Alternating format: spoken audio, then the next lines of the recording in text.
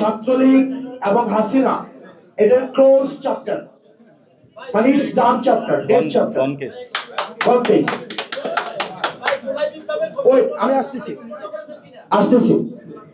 ছাত্রলীগ এবং হাসিনার chapter 5 August close হয়ে গিয়েছে।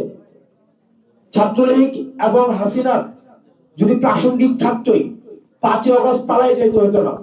আপনারা মিডিয়ায় যারা আছেন, মিডিয়া বিভিন্ন কারণে আমার উপর ক্ষুব্ধ বিভিন্ন বিষয়ে, আপনারা মিডিয়ায় যারা আছেন আপনাদেরকে এখনো দেখি আপনাদের হচ্ছে ওই যে ভাষণের নাম মুখে নিতে কেমন যেন লাগে।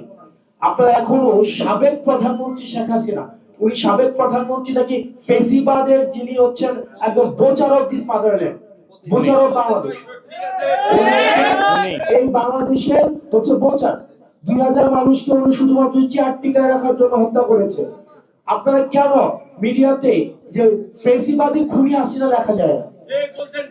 ফেসিবাদী খুনি হাসিনা যদি আপনারা না লিখেন, আপনারা না বলেন, আপনার হচ্ছে আওয়ামী যে কাঠামো রয়েছে, মিডিয়া রয়েছে, সেটির সিলসিলা আপনারা অব্যাহত রাখছেন। সুতরাং এই যে আমরা এই হাসিনার চ্যাপ্টার প্লাস 5 আগস্ট ক্লোজ করে দিয়েছি, ছাত্রলীগের চ্যাপ্টার 5 আগস্ট ক্লোজ হয়ে গিয়েছে। 5 আগস্ট পরবর্তী বাংলাদেশে আমাদের ফেসিবাদ বিরোধী যে রাজনৈতিক দলগুলো রয়েছে তাদের সাথে আমাদের মতের পার্থক্য হবে, কথার পার্থক্য হবে, তাদের সাথে আমাদের রাজনৈতিক বিভিন্ন বিষয়ে আমাদের মত পার্থক্য হবে।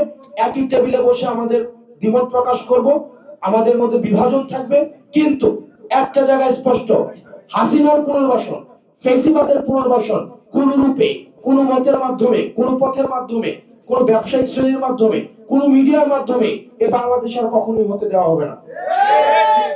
সেক্ষেত্রে হাসিনার ভাষণ যদি আমরা দেখি যে কোনো মিডিয়াতে প্রচার করা হয়, আমরা ধরে নিব সেই মিডিয়া হাসিনাকে স্টিল ফ্যাসিলিটেট করছে